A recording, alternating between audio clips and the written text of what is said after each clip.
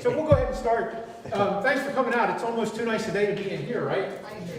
And, No offense. yeah, but no, I'm thinking, oh man, I have to go in here. It's supposed to be cold and gloomy. And some of you went on the trolley tour the other day and you came back. So I worry about you guys a little bit too. By way of introduction, my name is Randy Wise. We're here today to talk about the Cumberland Railway Company. It's the trolley that went to Newville from Carlisle, and its history goes from 1908 to 1920. Now, I think everybody here sat in on the Mount Holly trolley presentation, am I correct? So there's some carryover there a little bit. I'll try and keep the repetition to a minimum. Unless there's good parts you want to hear again, tell me and we'll go through them. The Cumberland Railway Company starts out in September 1908. They met over here. Their office was on Hanover Street, in the middle of the block, and they organized the company.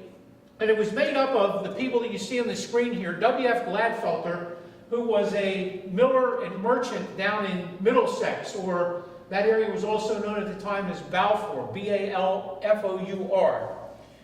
He held 172 shares of stock in the company. He was half of the company. And then D.W. Sunday was also a miller in the Middlesex area. You may have heard of Sunday's Mill down in Middlesex and in Kingstown. There was also a Sunday's Mill in Carlisle. I don't know anything about Jacob Lester. He must have lived in the Middlesex area. J.A. Ring was an interesting individual. He was originally from Shamokin. And in 1906, he and some other people from Shamokin, I kind of call them the Shamokin Mafia. There was a judge and some other investors from Shamokin came down and they started to talk about building a brewery in Bonnybrook. And South Middleton Township, believe it or not, wouldn't let them build a brewery in Bonnybrook. So they broke ground on a brewery on West North Street. Started construction. At that point in time, J.A. Ring bought John Lau's bottling company. The John S. Lau bottling company, which was where the parking lot is for the post office, where they have all the post office trucks parked. That was Lau's brewing site. And Ring operated that as the Carlisle Bottling Works from 1906 until 1912 when he sold it. And at that point in time, Ring goes to Gettysburg and buys a hotel. Ring's son was also in the alcohol business, and they both end up going bankrupt about the time of World War I. So that's Ring. And Ring's kind of a curious guy here. He's a connection between another guy that I'll talk about in a minute. Albright and Nace and W.E. Gladfelter were also from the Middlesex area. I don't know too much about them. They each bought 3 shares of stock, so they didn't have a lot invested. The final guy is pretty interesting, and I touched on him in the Holly presentation. William F. Pasco. Pasco was from the Allentown area. He was an engineer, a civil engineer, and worked for the Lehigh Valley Railroad, the Reading Railroad, then left there, started to develop trolley companies. By 1906, he's affiliated with the Dayton Car Heater Company. They made trolley car heaters and other equipment in Dayton, Ohio. Marries a woman, his first wife dies, he marries a woman from Dayton, Ohio, who had been married previously. And they eventually, prior to coming to Carlisle, was involved in developing trolley properties in Shamokin. And that's probably where he meets Ring and gets tied into the other people from Shamokin. And he comes to Carlisle to develop the Cumberland Railway Company when it starts in 1908. Now, Pasco, and I know I probably talked about this before, when he comes to Carlisle, and no pictures survive, very little information survives on Pasco. There's no biography anywhere. His brothers are well documented in like the Who's Who and the biographical annals of Lehigh and Northampton counties. They ran for the Senate and the House, and they were pretty well known. And there's photographs of them, but Pasco, for whatever reason, which I think is kind of interesting, doesn't get documented. Part of that is the fact that he comes back to Carlisle. He and his wife separate about 1914, and he moves back to Allentown to take care of his son, and his son dies. And in December 1916, he comes back to Carlisle and commits suicide in the Opera House, which is where we're at here. But while he's here, he's in the upper crust of society. His wife's daughter, so it'd be Pasco's stepdaughter, marries into the Bossler family. So she becomes very well-to-do very quickly. And Pasco is a supporter of Teddy Roosevelt, and he's a bull mooser, and he goes to the national conventions, and he hobnobs with all the who's who of Carlisle, all the wealthy people of Carlisle. So he's, to me, a pretty interesting guy. I'd like to know the backstory, and we probably never will, but Pasco plays a pretty big role in this trolley company. Originally, they planned to build the trolley from Balfour, or Middlesex, to Carlisle. And they talk about an extension to Carlisle Springs. Well, somebody said, well, there was a big hotel in Carlisle Springs. Yes, there was. That burned down in 1867. So it wasn't that Carlisle Springs was a hotbed at that point in time. It was just a little town. So they were going to come into Carlisle Pike to the Middlesex Road, which would be about where I guess the Game Emporium is now, and then come up North Street and into Carlisle. And that was the original plan for the trolley. And they capitalized the company at $18,000, which was a pretty standard figure to use to incorporate a company. Very soon after that, they changed the route, and now they're going to build from Middlesex to Newville. Kind of the Twin Cities, I guess, you know. And their plan is to come up North Street, and then this picture looks down East Street. We're looking north toward the War College. They were going to build down East Street and cross the Cumberland Valley Railroad, and then go to South Street, and then build out South Street, and cut over and go to Newville. The only problem with this is they had to get past the railroad. So they would have either had to elevate the railroad, or dig a hole under it, to get the trolley underneath that bridge. Well, the town and the railroad wouldn't agree to that, so what they eventually decide is that they start their line, and at about the same time they merge, they actually take over the trolley to Mount Holly. So now that they own the trolley to Holly, their tracks will start at Pitt Street, right across the street from the railroad station, and that line runs out Pitt Street to Ridge and then out to Mount Holly. What they now will do, they change their route, they go out Pitt Street to South, they go out South Street to Parker Street. The trolley runs out Parker Street to High Street, and then it turns left, and then it will go under the subway to get to Newville Road to go to Newville. So that becomes, yeah, that's their route. It kind of doubles back, and it takes them a little while to do that. Now, like I said, they were initially capitalized at $18,000. A month later, they increased the capital to $300,000 in stock and issue a $300,000 mortgage at 5%. So now we have $600,000, and it gets better. So the deal that's made is they're going to sell the stock. Now, they subscribed to the stock when they formed the company, and they paid in, like, if the par value of a share of stock was $50, they paid in $3 a share. And that allowed them to pay the legal expenses to incorporate. So they never paid in all the stock. They never sold all the stock at this point. But they do give the bonds to Pasco. So the deal is that Pasco is going to sell the bonds.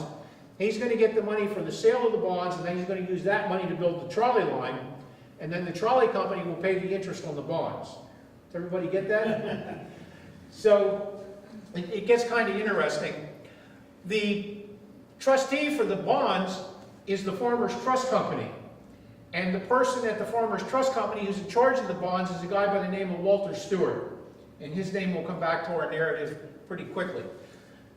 So they go ahead and they get franchises, and the franchise was basically permission from the municipality to build their trolley line through the community.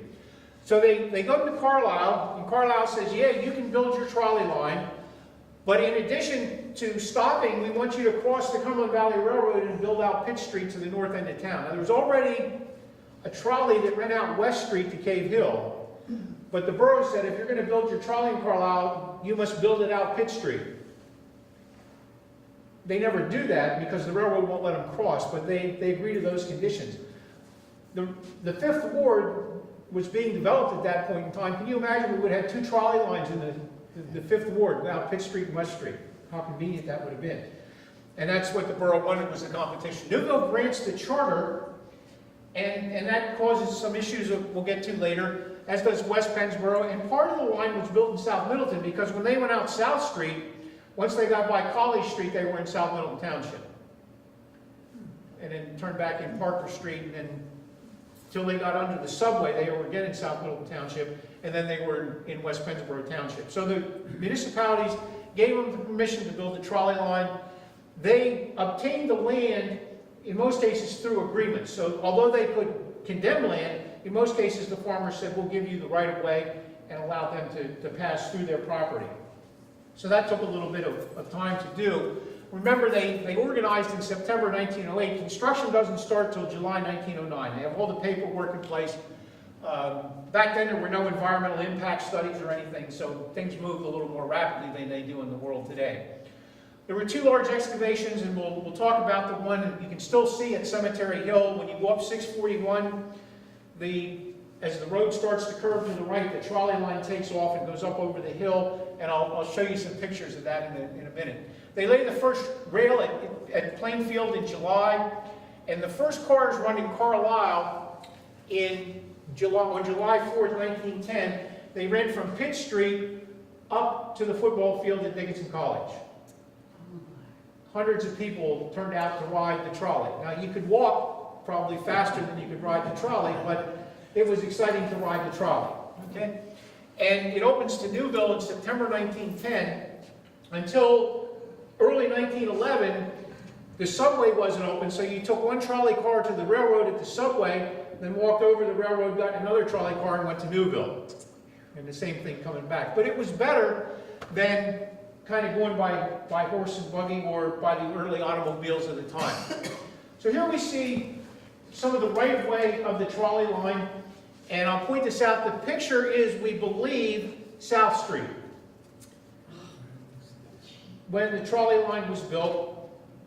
Now you have to remember that at this point in time, 1910, there were probably only several hundred automobiles in Cumberland County. So it was still rather nice. But this we believe to be South Street. It's a 60-inch track gauge. And the right-of-way comes out the Newville Road. It stays generally to the north of the Newville Road. At Plainfield, it goes down the center of the street. Then it goes back to the north side of the highway, and I'll show some better pictures. If you go out, and I'll show you pictures of this later, Alexander Spring, where Alexander Spring crosses, there's still a bridge abutment there that we can see, and we can see very small traces every now and then, I think, of the right-of-way along the Newville Road. When we get up to Mountain Rock Spring Creek, there's some bridge abutments. The West Pennsboro Township building, the front part of the West Pennsboro Township building, the two-story brick portion, was the powerhouse. They made the electric in Mount Holly and transformed it at that building. That building still exists, and we can see the cut when we get to Cemetery Hill that I'll talk about. Now, the interesting thing is that here's the trolley line, here's the Cumberland Valley Railroad. So we built a trolley line in 1910 that parallels the railroad. It's been there since 1837. And at the time, the railroad's running somewhere between 20 and 24 trains a day, passenger trains a day, 10 or 12 trips between Carlisle and Newville in each direction. And the automobile is starting to come into existence, so that the trolley is really built very late, and it's duplicate, and it's already becoming obsolete. Okay? So not something you want to invest in necessarily, okay? If you do any investing. So that's how we leave Carlisle. Here's the trolley, goes under the subway. This is where for years it said, "God bless Reed McCormick." So that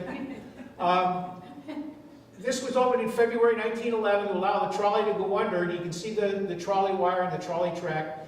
This was the junction. This is the tower. This was originally called WF Tower, west end of the freight line, and later Cook, C-O-O-K-E Tower. It was named for a clerk on the railroad with the last name of Cook.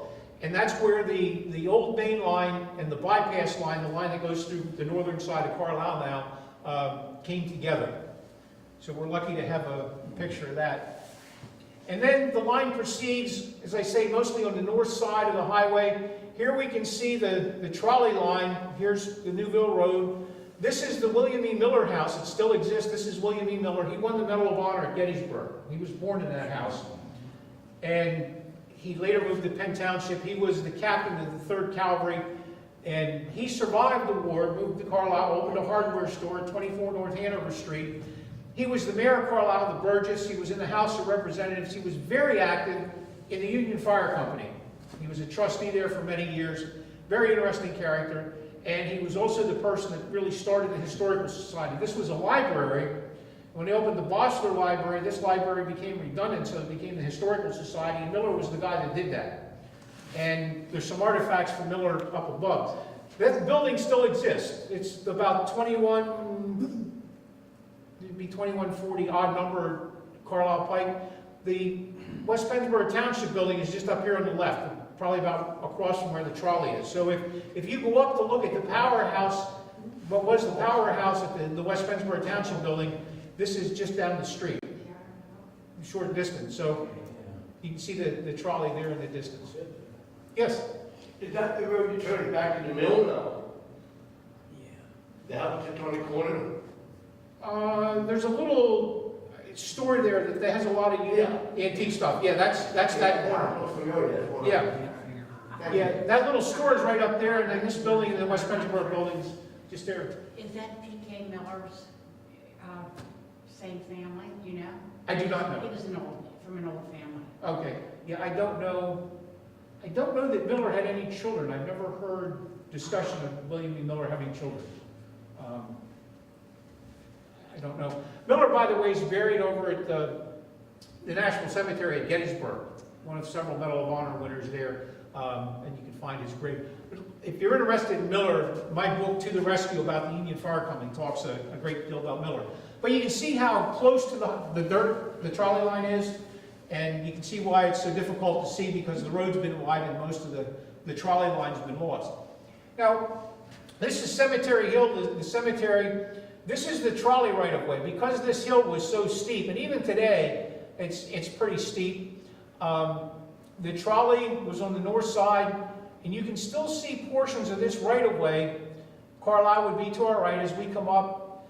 They built a park up here. There was a dance hall. I have some pictures in a minute, and then a little portion of the park. The trolley line comes down and then comes back into the north side of 641. So you can, it's all in private lands. You can't really get back there to see it. But even today, when you look at the satellite maps, or if you go into Google Maps and look at the terrain feature, it shows up. So that was the most expensive, toughest part of the trolley line to build.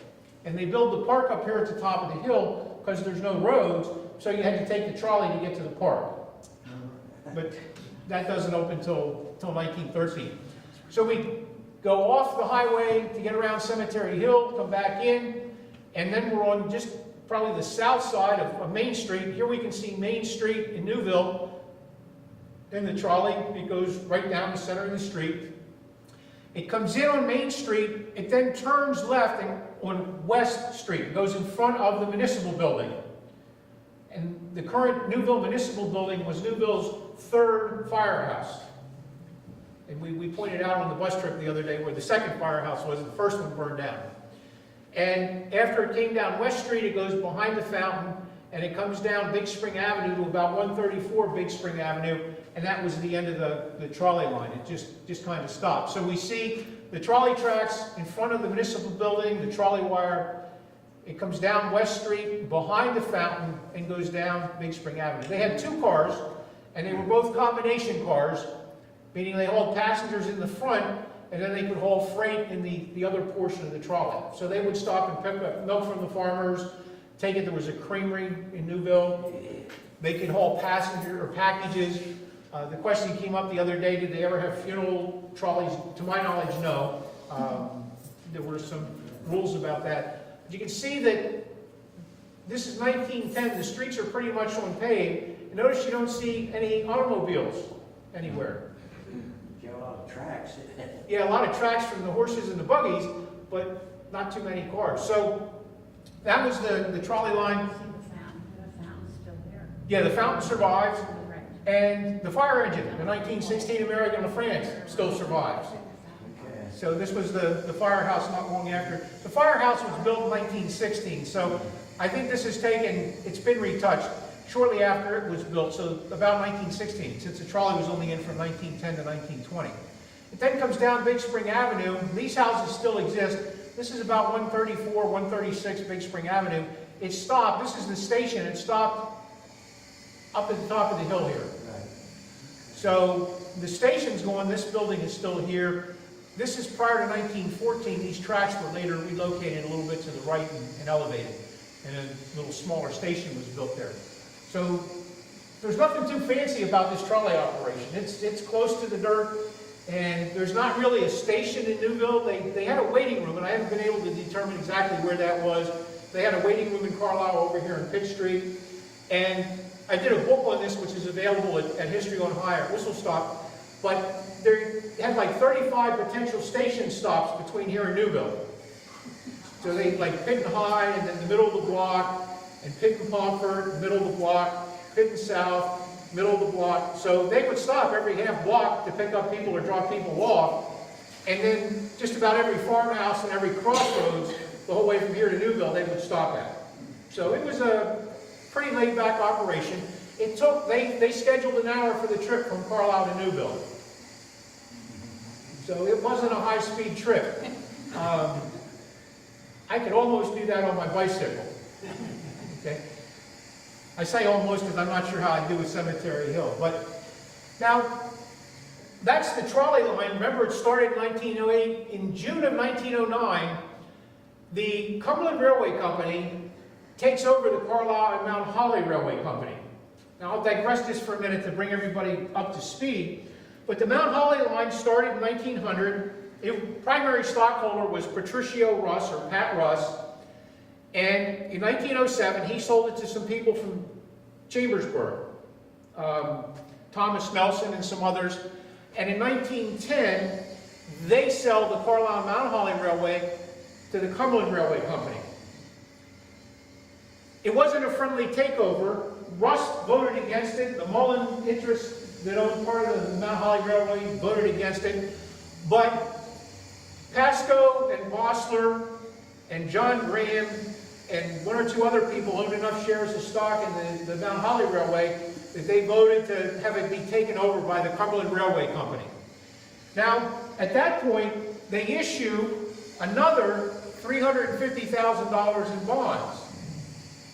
So we have $300,000 in stock, not all of which was ever sold, $300,000 in the first bonds, and then another $350,000 in bonds. So we're up over $1 million now in stocks and bonds that potentially could be sold, potentially, because they all weren't. And they're going to pay $250,000 to build the line to Newville, and then $100,000 to take over the Mount Holly property. So it starts to get interesting now. At this point in time, the board changes. Gladfelter and Reagan, all those other guys are out. And here are our stockholders now. John Graham, who I don't have a picture of. John Graham was from Newville. He made a fortune, a sizable fortune in trolley development all across the United States. And he bought into this at least 10 shares. Now, not a big investment, but he adds his credibility to it because there's a bond advertisement, and the bond advertisement says, we're a good company. Look, we have some really good people on our board. And so that was kind of their role. Walter Stewart, who is the treasurer now of the Cumberland Railway Company, was also the head clerk at the Farmers Trust Company. Remember, they're the trustee for that first bond issue. So we now have the bank that's responsible for maintaining the interests of the bondholders is also an officer of the organization that's issued the bonds. I don't think the SEC, which did not exist back then, would allow that today. Okay? So Stewart, and then J. Kurt Bossler. Now, Bossler was part of the wealthy Bossler family. He owned the Bedford Shoe Company. And, or I'm sorry, the Carlisle, yeah, the Bedford Shoe Company at that point. And a very successful businessman. And Pasco is still there, and he still owns 14,000 shares of stock. Now, he's eventually going to sell those to Samuel Kitzmiller, S.M. Kitzmiller, who becomes the bond salesman for the Cumberland Railway Company at this point in time. And I talked about Kitzmiller, and I think all of you have heard me talk about Kitzmiller, and I won't go into great detail except that Kitzmiller plays a big role in the rest of the story of the Cumberland Railway Company, especially the bankruptcy. Okay? And it gets, to me, to be more interesting.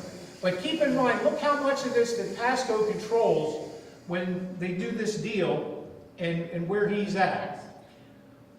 Okay, so from 1910 to 1914, they built the trolley line, and they have the two cars, as I talked about. This is a Newville car. The power was generated in Mount Holly. The power plant was behind where the sheets is. There's no trace of it left. They sent the electric then up to what I would call roughly West Hill and transformed it, and then that powered the trolley line. That's kind of in the middle of the trolley. The cars were maintained at the car barn in Mount Holly Springs. There was never a car barn for the Newville Trolley. They were taken care of at the Mount Holly car barn. That was on the Holly Pike at Watt Street. That burned down in the 1940s, so there's no trace of it. It became a gas station and it burned down. And this picture is taken along the Newville Trolley line, probably in the area of Plainfield. They had a passing siding.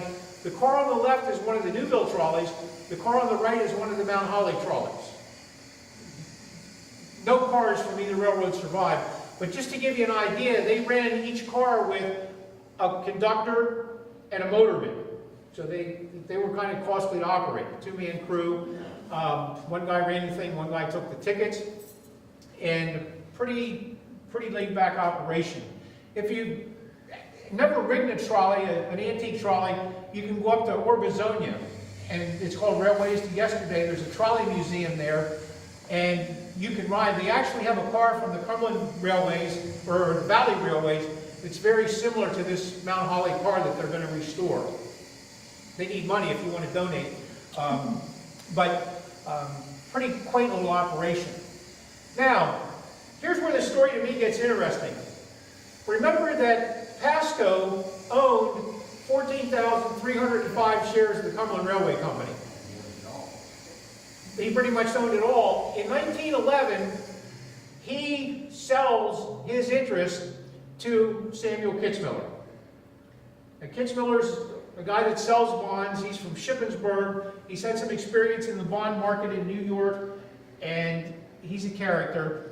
And also, in 1911, William McCrae, who's pictured on the right, becomes president of the Cumberland Railway Company. He'll be president until it goes bankrupt. McCrae's an attorney in Newville. McCrae gets into a little trouble because he's solicitor for the borough of Newville, and he's also the president of the trolley company, and he leads negotiations between the trolley company and the borough of Newville. And surprisingly, when the Newville Council found out about that, they got upset. I mean, you know, but anyway, we said the subway opened in 1911. So from 1912, when we look at the lineup of officers, McCrae's the president, the secretary-treasurer was Robert Hayes of Newville. I think he was also an attorney, and he doesn't stay involved for too long. He's in for a year or two, and then he disappears. The directors were John Graham, Kitzmiller, and E.J. Kitzmiller, Edward Kitzmiller, that was Samuel's brother, Bob Hayes, Pasco, and J. Kirk Bossler. These guys, John Graham and Bossler die in 1915, Pasco in 16. Hayes doesn't stick around too long, so it ends up that Sam Kitzmiller, Edward Kitzmiller, William McCrae, and a fourth person by the name of George Plough, P-L-O-U-G-H, from Newville, become the board of directors. Now, George Plough had a son who was a soldier in World War II and was very active in the affairs of Newville. And everybody that I've talked to about him, I forget his first name, but everybody spoke highly of him, whether it was George or William. So the Plough family has a very good reputation. The others, I would rely on your street knowledge of the current reputation of them to tell you. And Kitzmiller, as we'll see, is going to play a big role in our story here. So in 1913, the trolley company purchases the Big Spring Power Company. They had a power plant at the mouth of the Connewanet Creek. or at the mouth of the big spring where it dumps into the Conneaut Creek and a hydroelectric plant to generate power. And by 1913, the trolley company is losing an average of about $13,000 a year on revenue of about $26,000 a year. Sounds like not good, right? You know, we tried doing that, and we're going to have a little bit of an issue. They try to raise the fares, but they can't raise the fares, especially in Carlisle, because when Carlisle gave them the franchise agreement said that the fare would be a nickel a trip. So Carlisle wouldn't let them raise the fare. They couldn't raise more money. They started to run out of money. So what happens is they do a couple of things. In 1913, in the spring of 1913, they open a park at Cemetery Hill. And I touched on where this was before. This is the line going up the hill, the backside of Cemetery Hill. Here's the dance pavilion, the inside of the dance pavilion, and then down the hill behind that was a little park. Couldn't have been very fancy, not very big. The Holly Park, the trolley park, was pretty big. By 1913, they had a roller coaster and boat rides and a whole bowling alleys, a whole bunch of stuff. But Newville has this dance pavilion and a few little walkways. Can you imagine going there in July, August, late summer, up on top of that hill in the sun? I mean, that couldn't have been very pleasant. And what little bit of shade there is down the hill. There's no boat rides, there's no water. So it didn't do well. They continue to lose money, and everybody called it Newville Park except Sam Kitzmiller in his advertisements called it Glen Spring Park. So that was their effort in 1913 to try and make the trolley line successful. Now what starts to happen is the trolley company's losing money, so Samuel Kitzmiller and William McRae start to give money to the trolley company out of their pockets. They issue notes and debt agreements.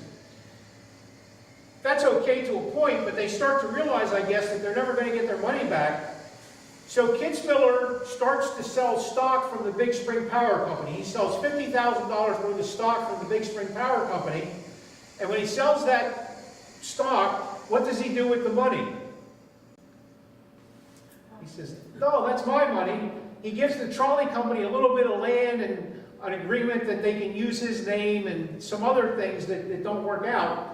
So in a couple of years, when the trolley company goes bankrupt, the power company sues Kitzmiller for $50,000, and they have a trial that brings out the best, most famous lawyers in Cumberland County.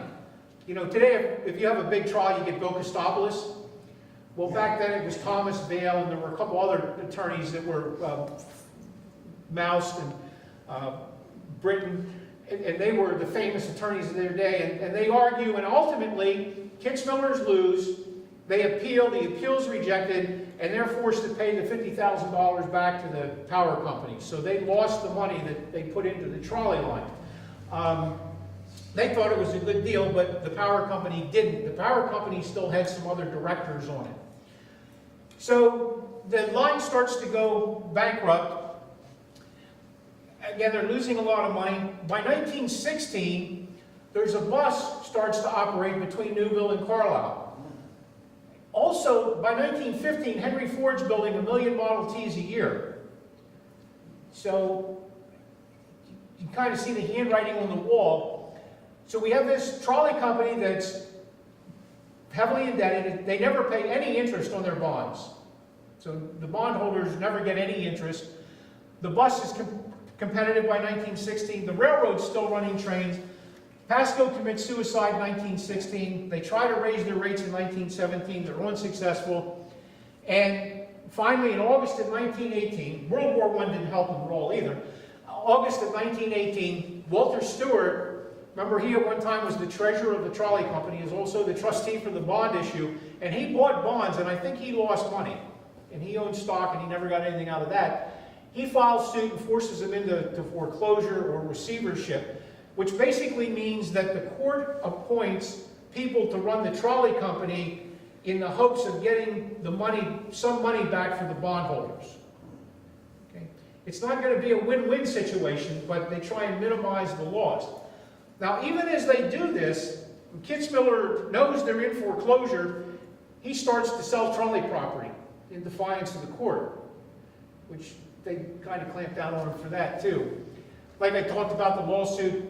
And then it sold in foreclosure in 1920. Between 1918, when they appointed the receivers, in 1920, they continued to have the trolley company operate, and they were trying to find a way to keep it in operation.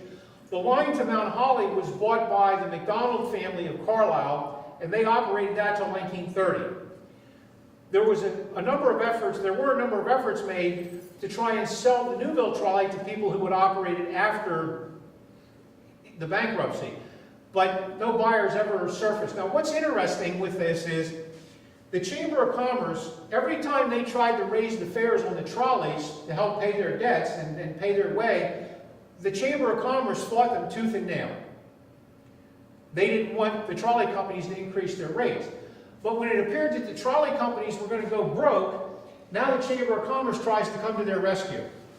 What was their motivation?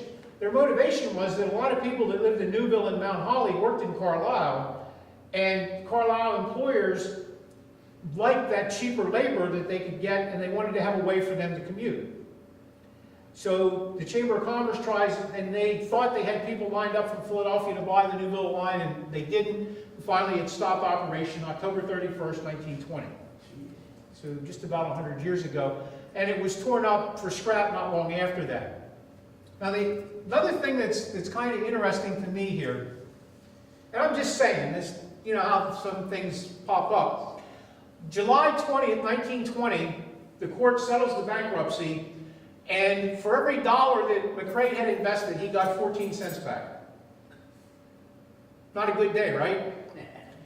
The next day, William McCrae, the president of the Cumberland Railway Company, who had bought his stock from Pasco, Pasco's dead, but McCrae runs into Mrs. Pasco with his car next to the courthouse.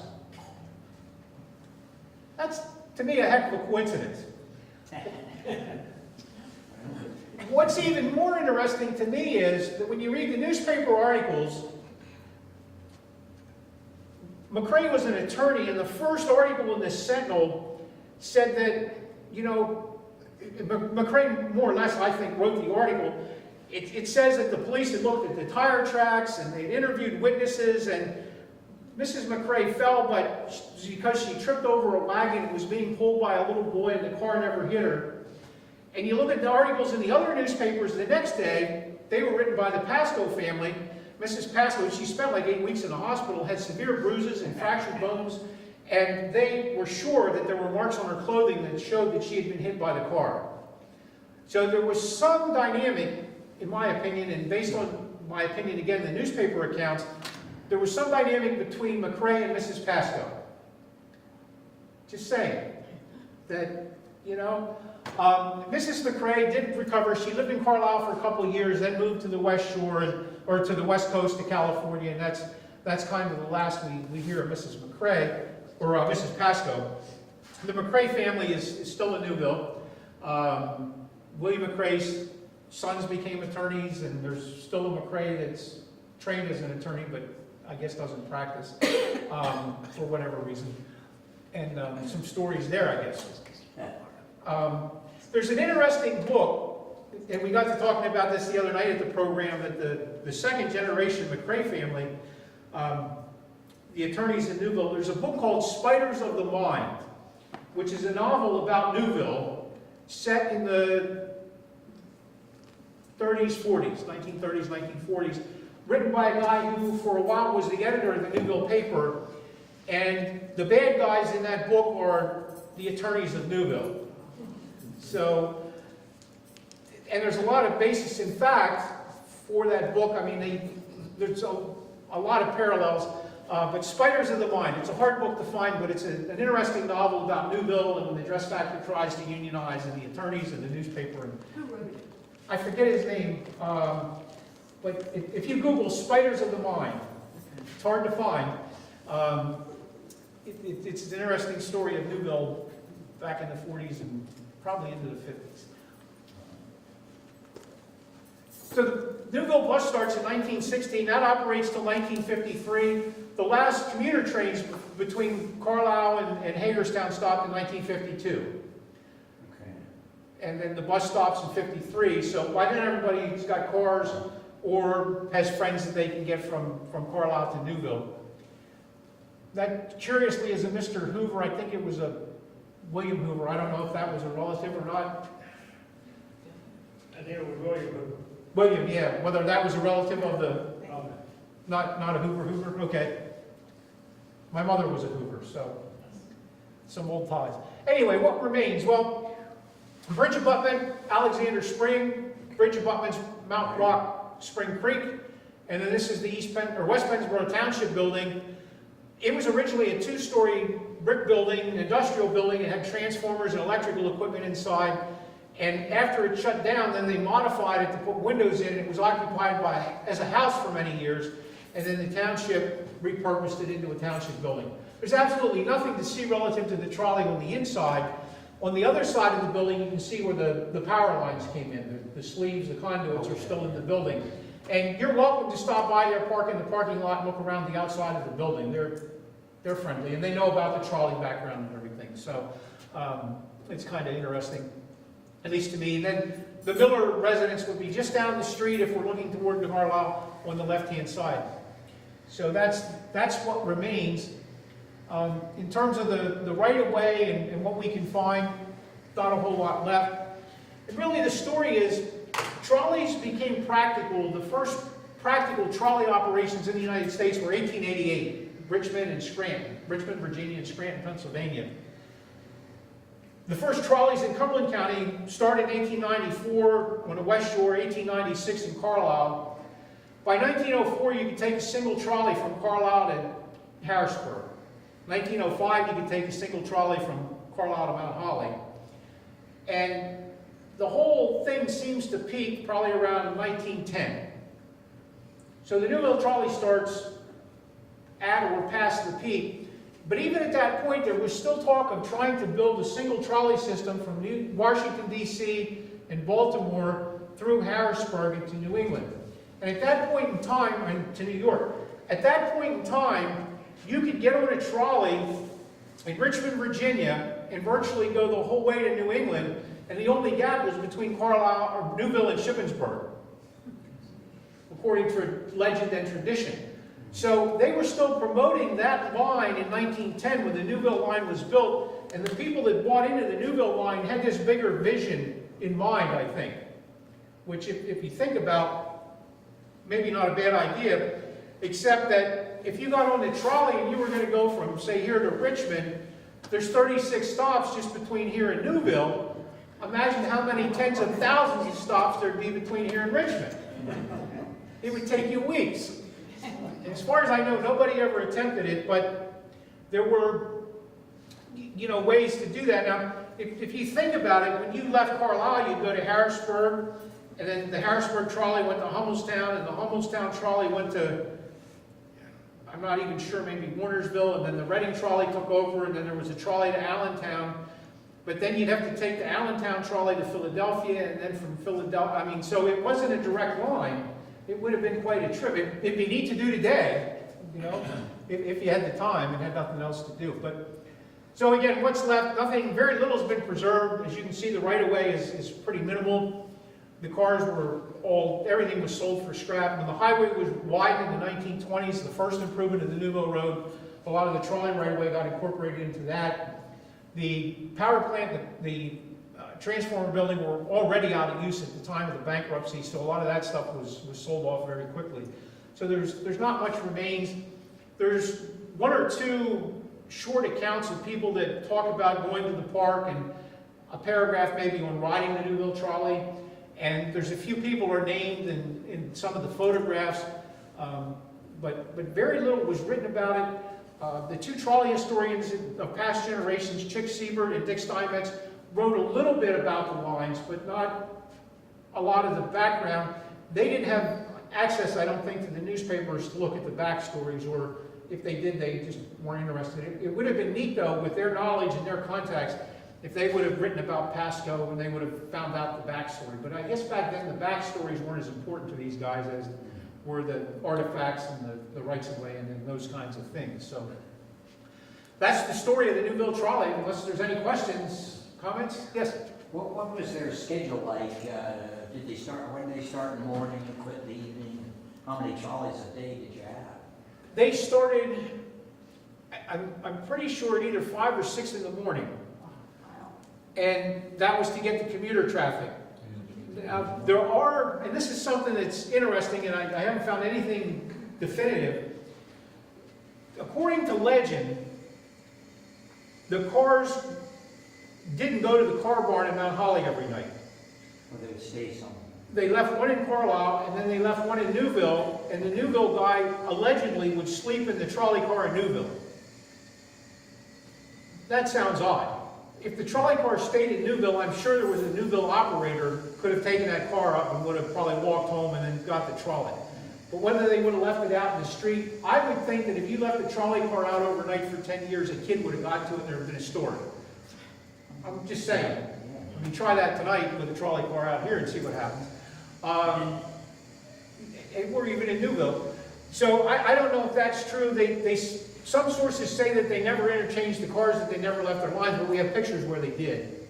So my guess would be that they probably deadheaded, and we know in the Cumberland Valley, or the Valley Railways, the other trolley system in Cumberland County, that they did that. So that hourly service then went up to, I think, 10 or 11 at night. So it was a relatively long day for those guys. And they would work like a daylight crew and an evening crew. So, yeah, and I do have, and they don't come to mind quickly, but for example, the Mount Holly Trolley Company at its peak employment had 13 employees. I think these guys are probably going to be in a range of 6 or 7 at peak employment. So that's not very many when you think about how many employees they had. Now, whether that was full-time and some were part-time, and they interchanged between, the reporting to the state to me is doubtful based on the quality of some of the other things they do from an ethics standpoint. And when they get into the bankruptcy hearings, and the newspaper accounts are written in couch terms, but they start to ask McRae, who's president of the company, questions about the trolley line, its condition. I don't know. I haven't written it. I haven't been there. I don't know. I heard that. I don't know. He didn't know anything. And poor George Plow, who was the guy trying to keep the whole thing together, said, well, I did the reports, and these guys would come in and sign it. They had no idea. And I tried to tell them, but they wouldn't listen. And it gets pretty interesting when you start to read some of the testimony at the bankruptcy hearings and everything as to who knew what. So, what the true story was in terms of employees and how they worked, I don't know. They did publish schedules in the newspapers with intermittent frequency, but not much. The Holly Trolley did that more. I think they assumed that you knew when the trolley ran. If you needed the trolley, and it didn't pay them to advertise, it wouldn't increase their ridership. So it's kind of hard to find much information. The few records that do survive, there are some records in the Hagley Museum in Wilmington, Delaware, and I went down and looked through those. They stop about 1911 when McRae and Kitzmiller take over. And there's records of the power company, the Big Spring Electric Company down there, and they take over, or they're in existence until about 1914 or so when Kitzmiller gets involved with the bond sales, and then they stop. And the reason they're down there is they're part of the PP&L collection. The Pennsylvania Power and Light Company was largely built out of old trolley franchises because the trolley companies had power plants and they also had rights of way to run the power lines. So the PP&L company bought them up and merged them in, and then they retained the records. So you can see some records, but again, they're kind of spotty. Most of what we know comes out of the newspapers. And just going through line by line in the newspapers looking for information and details. One cool story that did emerge on the Mount Holly trolley, according to legend, there was a family in Carlisle had a dog, and they went to visit their family, friends, and relatives in Mount Holly one time, and they took the dog on the trolley with them. So they went out and they visited, and then they came back and they brought the dog home in the trolley. The dog thought that was pretty neat, and he periodically would go down to the intersection like Pitt and South Street. When the trolley stopped, he'd hop on the trolley, ride to Mount Holly, walk over, see his friends, and then he'd walk back and get another trolley and come home. Now, I don't know. Now that's a story that somebody wrote down or they heard. You know, like my uncle told me that my mother said that this dog did this. So I guess it's possible. I mean, you know, I suspect probably what happened was that if the dog did get on, the crew befriended it and made sure that it got home. And they maybe assumed it went to Mount Holly, whatever. But, so we don't even have that much folksy information. And sadly, when McDonald, who owned the Carlisle Foundry, it was originally at Weiss Market, and then it went out on North Street. It's where the recyclables, I'll think of it. Down on North Street, the building's still there. It's been rebuilt, it's burned a couple times. But McDonald ran the trolley, and he must have done that at a loss and subsidized it out of his own pocket.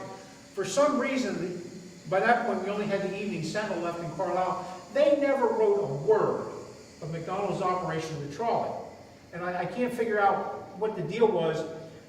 The Carlisle Foundry, if you've ever seen the little cast iron mailboxes, and they say Carlisle on them, they were made by the Carlisle Foundry.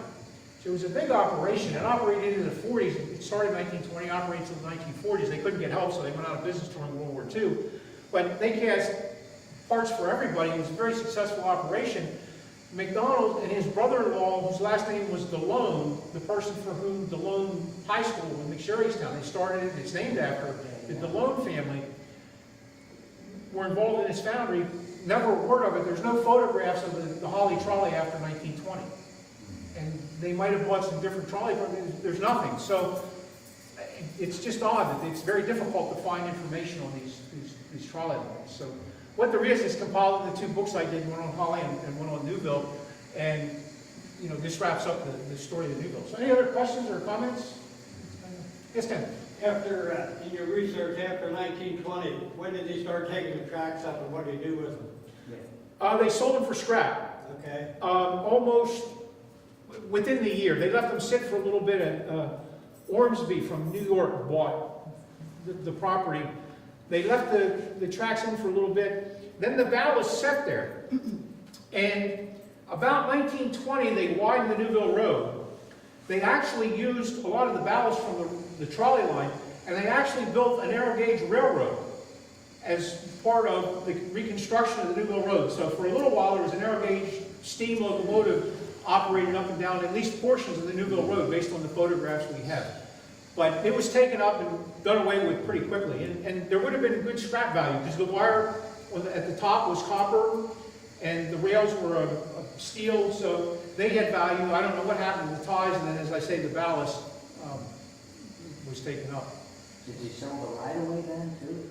Well, the right-of-way would have reverted back to the property owners. Oh, okay. As I understand it, in many cases, they just had a right-of-way agreement. There was no actual title change, which was part of the whole franchise deal. A steam railroad, a regular freight railroad, has the ability to condemn land, eminent domain. The trolley companies did too, but they had to first acquire at least 50% of their right-of-way through voluntary agreements before they could condemn land. So they had to prove that they were viable and were making a legitimate effort to get rights of way.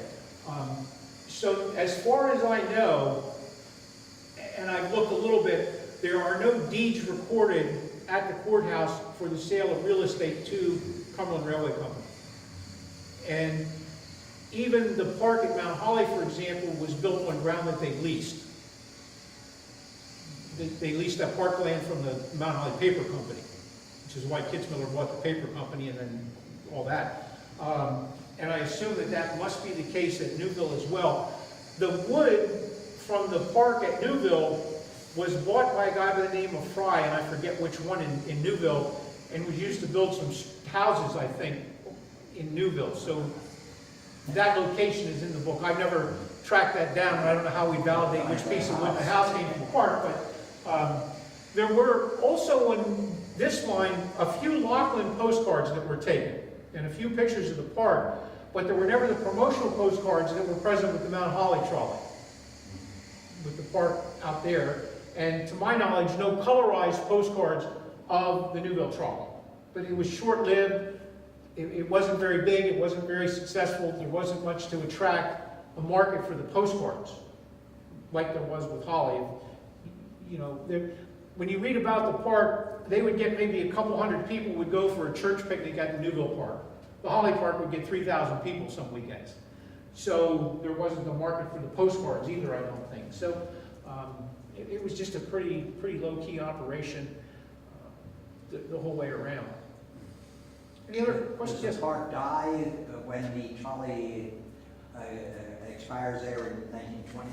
Yes, and I would say even by 1916 or 17. Or was dying before? Yeah, there's very little reference to it in the paper. They advertised extensively in 13 and 14, and there were articles about picnics and events there in 1913, 14. But by 15 or 16, it's pretty much dead. Anybody else?